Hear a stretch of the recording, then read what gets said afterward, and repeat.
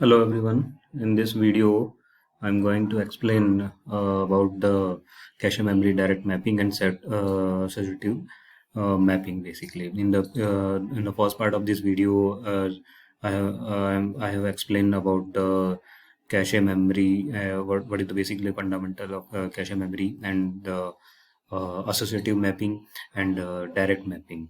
Okay, so as we know that in the direct mapping earlier we have discussed and also discussed the disadvantages of direct mapping is that the hit ratio, as we know that, can drop considerably if two or more words whose address have the same index, uh, but different tags are accessed repeatedly, basically. Okay, so to overcome this problem, one concept may include this can be implemented by using direct mapping with the block. Okay, means we can overcome this problem by using the include the block size in direct mapping, basically. Okay, so direct mapping example of this it is show here, in which uses a block size of one word, the same organization, but using a block size of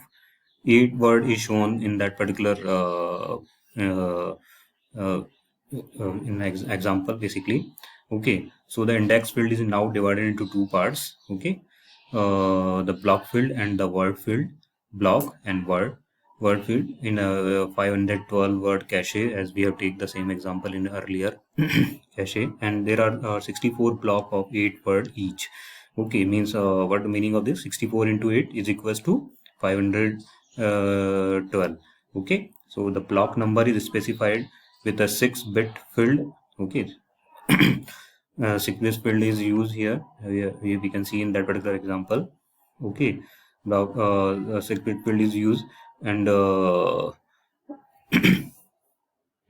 and the word within the block is specified with a 3-bit. Okay, 3-bit field. The tag field is stored within the cache is common to all 8 words at the same blocks. Okay, so every time a miss occur, an entire block of 8 words must be transferred from main memory to cache memory.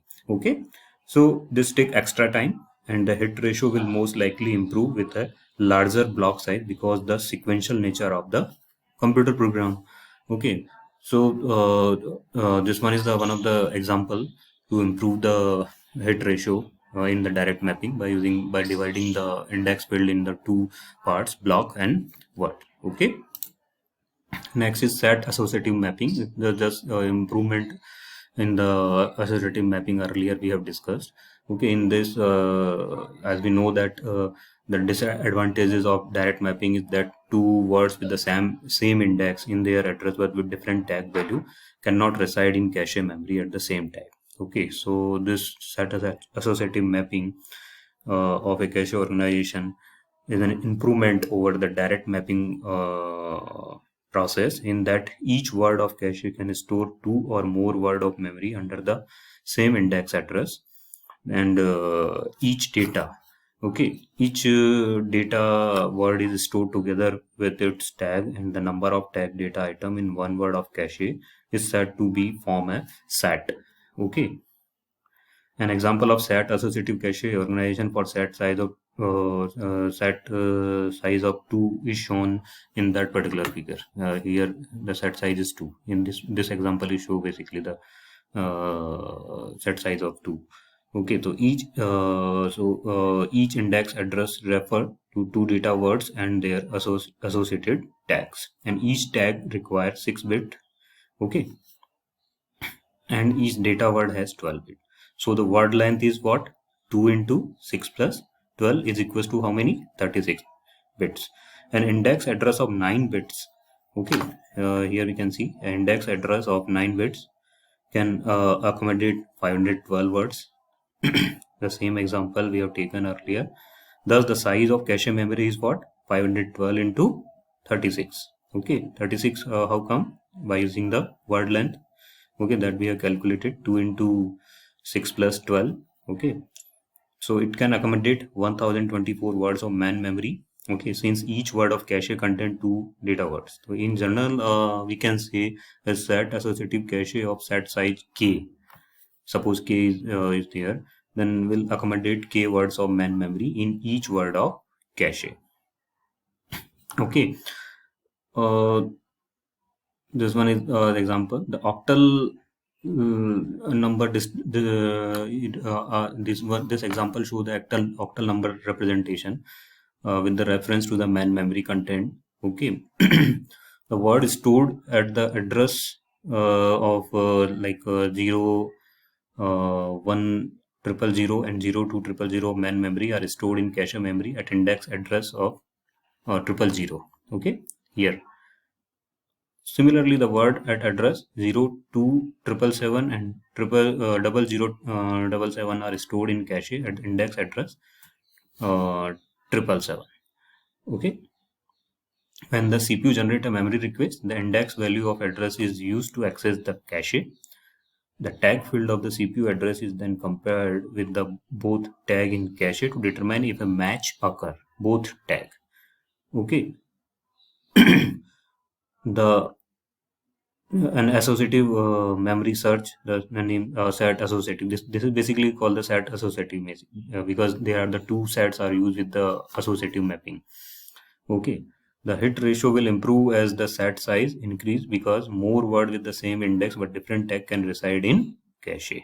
So increase in set size increase the number of bits in words of cache and require more complex comparison logic. This is one of the disadvantages if we increase the set size of set size. Okay. So when a miss occur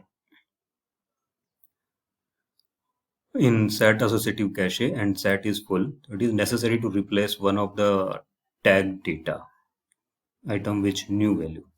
Okay, so for this, the various block replacement policies are used. The most common replacement algorithm used are random replacement, first in, first out, least LRU, least recently used.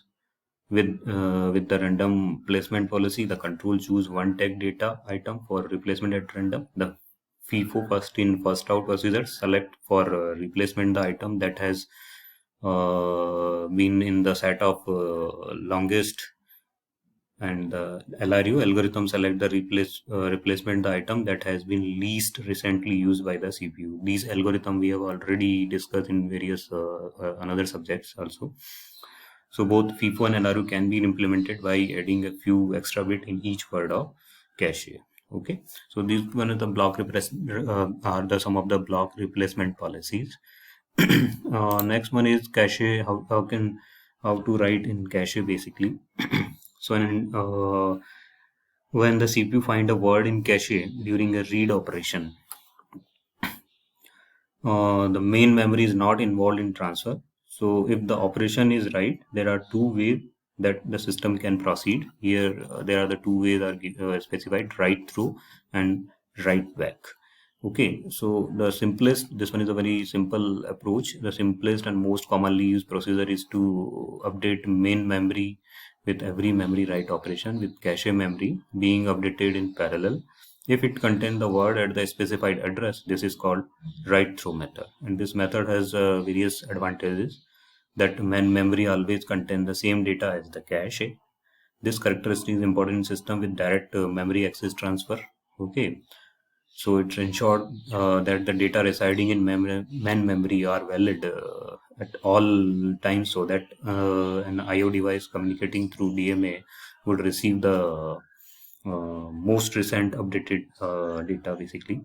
So and the second one is the second method to write in cache is the write back approach, and in this method only the cache in that particular method only the cache location is updated during a write operation. The location is then just show or marked by a flag, so that later when the word is removed from the cache, it is copied into the main memory. The reason for the write back method is that during the time a word reside in the cache, it may be updated several times.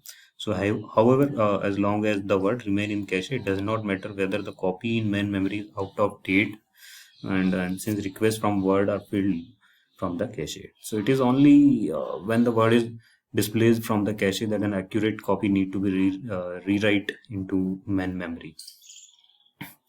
Okay, so this I think it is clear what is the meaning of write back, copy back method and write through method. There are these two approach through which we can write in cache. So this all about the cache memory. We have discussed three types of mapping and how to write in cache memory by using the two approach, write through and write back. Okay, thanks to watch this video.